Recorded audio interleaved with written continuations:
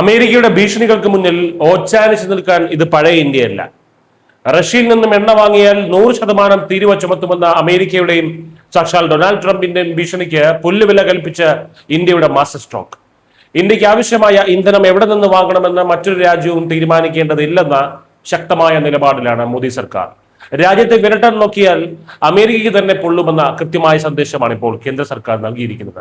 റഷ്യയിൽ നിന്നും crude oil വാങ്ങുന്ന രാജ്യങ്ങളുടെ മേൽ 100% തീരുവ ചുമത്താൻ പ്രസിഡന്റിന് അധികാരം നൽകുന്ന പുതിയ നിയമം കഴിഞ്ഞ ദിവസമാണ് അമേരിക്കൻ സെനറ്റ് പാസാക്കിയത്.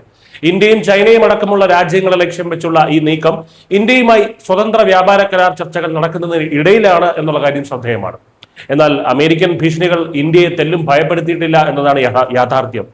US തീരുവ ഭീഷണിക്കിടയിലും ജൂലൈ മാസത്തിൽ ഇന്ത്യ റഷ്യയിൽ നിന്ന് വാങ്ങിയത് റെക്കോർഡ് അളവിലുള്ള ക്രൂഡ് ഓയിലാണ്.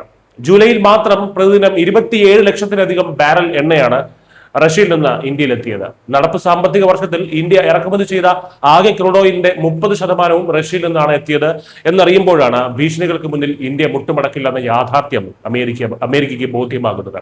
എന്തുകൊണ്ടാണ് അമേരിക്ക ഇത്രയധികം സമ്മർദ്ദം ചെലുത്തിയിട്ടും റഷ്യയുമായുള്ള വ്യാപാര ബന്ധം ഉപേക്ഷിക്കാൻ ഇന്ത്യ തയ്യാറാകാത്തത്? ഉത്തരം ലളിതമാണ്. ഇന്ത്യക്ക് വലുത് സ്വന്തം രാജ്യത്തെ ജനങ്ങളുടെ താല്പര്യമാണ്.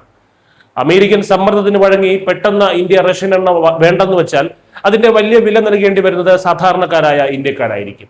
ഇന്ത്യയെ പോലൊരു വൻകിട രാജ്യം റഷ്യൻ എണ്ണ വാങ്ങാതിരുന്നാൽ രാജ്യാന്തര വിപണിയിൽ എണ്ണ വില കുതിച്ചുയരുകയും ചെയ്യും.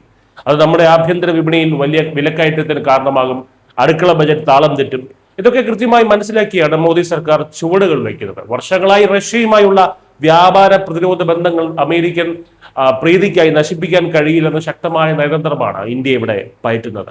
എന്നാൽ സാമ്പത്തിക മേഖലയെ ആയുധമാക്കുന്ന ട്രംപിന്റെ ഈ നടപടി പതിയെ അമേരിക്കയ്ക്ക് തന്നെയാണ് ഏറ്റവും വലിയ തിരിച്ചടിയാകാൻ പോകുന്നത്. അമേരിക്കൻ ഭീഷണികൾ തുടർന്നാൽ ലോകരാജ്യങ്ങൾ ഡോളറിലുള്ള വ്യാപാരം കുറയ്ക്കുകയും സ്വന്തം കറൻസിയിൽ ഇടപാട് നടത്തുകയും ചെയ്യും.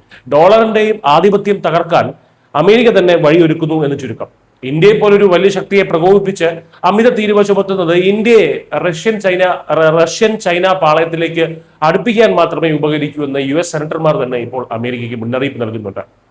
ചുരുക്കത്തിൽ ലോക പോലീസായി ചമഞ്ഞ ഇന്ത്യയെ വിരട്ടാൻ നോക്കിയാൽ വിരലൊടിയുക അമേരിക്കയുടെ തന്നെ ആയിരിക്കും.